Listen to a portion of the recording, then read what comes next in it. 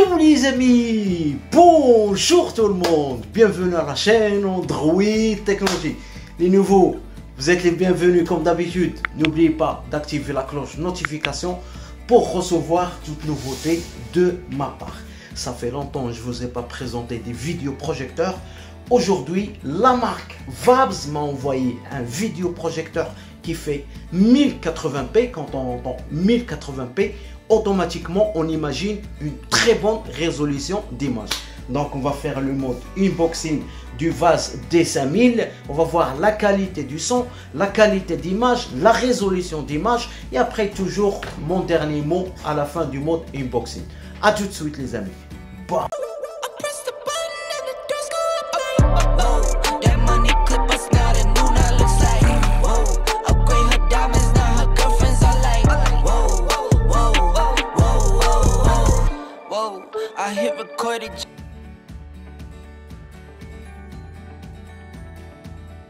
Bon les amis, voilà les deux accessoires de la société Vabs. On trouve le vidéoprojecteur et on a le tissu de projection. Voilà, tissu de projection, bien écran de projection. Donc voilà, tissu blanc qui va être fixé sur le mur. Donc ça c'est un bonus, c'est comme un cadeau, c'est déjà pas mal de leur part, c'est gentil, voilà.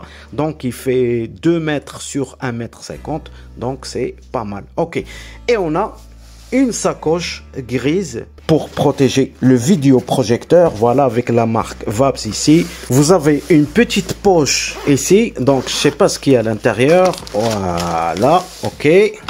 Vous allez trouver un guide d'utilisation dans la page 60 ou bien la page 52, vous allez trouver la langue française, c'est déjà pas mal. Full size protection, ici, voilà, il vous montre comment activer le mode Wi-Fi via le code barre, ok. Des accessoires de fixation support screen, ça c'est pour fixer le tissu ou bien l'écran de projection. On a un petit tissu pour nettoyer la lampe du projecteur. On a câble d'alimentation, ok. On a un fil noir et enfin on a un magnifique remote control. Donc on a vu les accessoires, passons maintenant à la sacoche. Allez, on va ouvrir. Donc voilà la bête noire. La bête noire ou bien la bête blanche, je sais pas. Franchement, il a l'air agressif.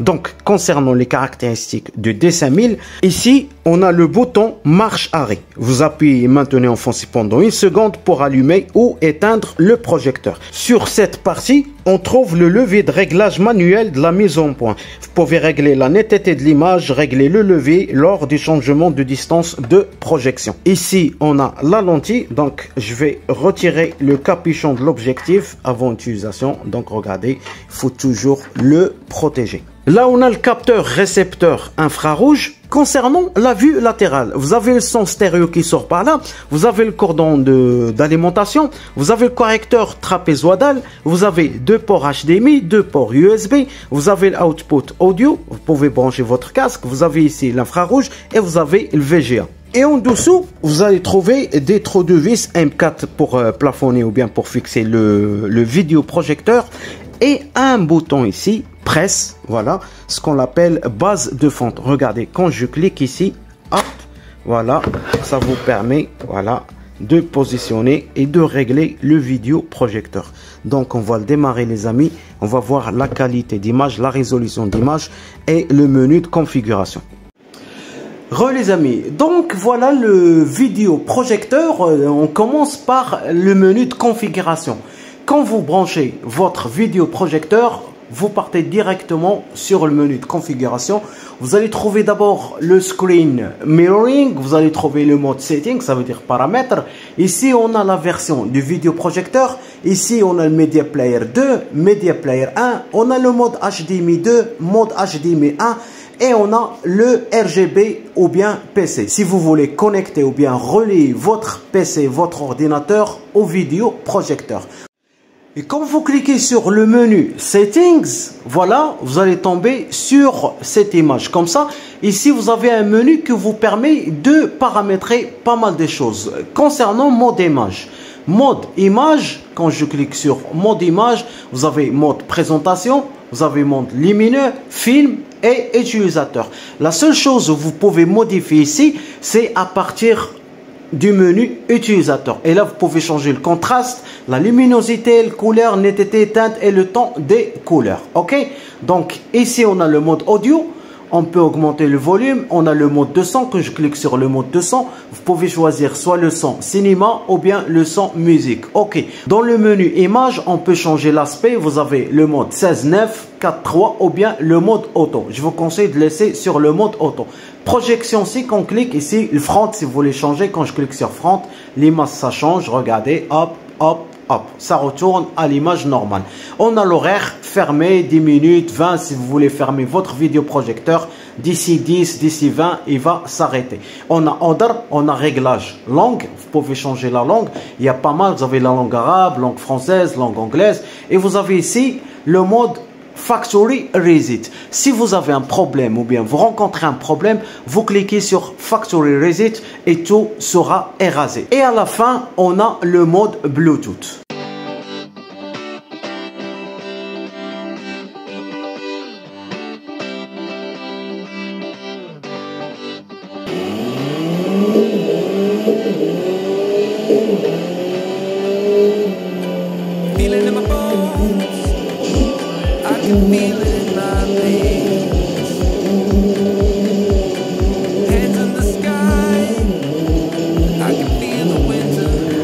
Désolé les amis, je ne sais pas conduire, mais regardez juste la qualité d'image projetée sur le VAPS. Franchement, c'est exceptionnel, exceptionnel.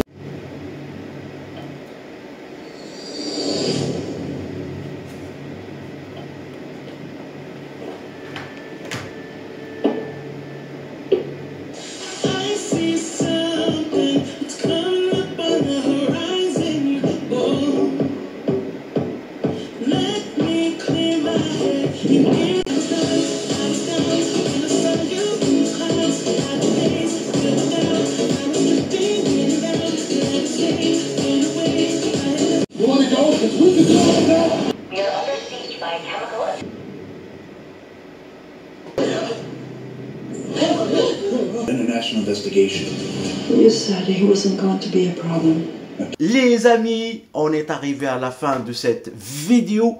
J'ai partagé avec vous le vidéoprojecteur de VAPS D7000. Vous avez vu la qualité d'image, vous avez vu les couleurs, la qualité sonore. Personnellement, je suis satisfait. J'ai relié mon ordinateur avec le VAPS, ça passait directement. Les couleurs, il n'y a aucune perte de couleur. La seule chose, il suffit juste que vous configurez les couleurs, vous configurez la luminosité et comme ça, vous allez avoir une belle image exceptionnelle projetée sur le mur. Une seule chose que je n'ai pas, c'est pas que je n'ai pas aimé, mais une seule chose que je n'ai pas, ça m'a gêné un petit peu, c'est le bruit. Et ça, la plupart des marques, la plupart des vidéoprojecteurs qui sont même chers, une fois que ça chauffe, ça lance un bruit. Malheureusement, je n'ai pas calculé le bruit pour vous donner les détails exacts, mais quand même, quand on regarde un film, on entend aussi le bruit du vidéoprojecteur. Et de préférence, quand vous regardez un film sur un vidéoprojecteur, mettez des écouteurs ou bien un casque Bluetooth. Laissez-moi vos commentaires, ça m'intéresse beaucoup. Je laisserai le lien dans la description. Je vous souhaite un bon début de semaine. Android Technologie qui vous aime. Bam!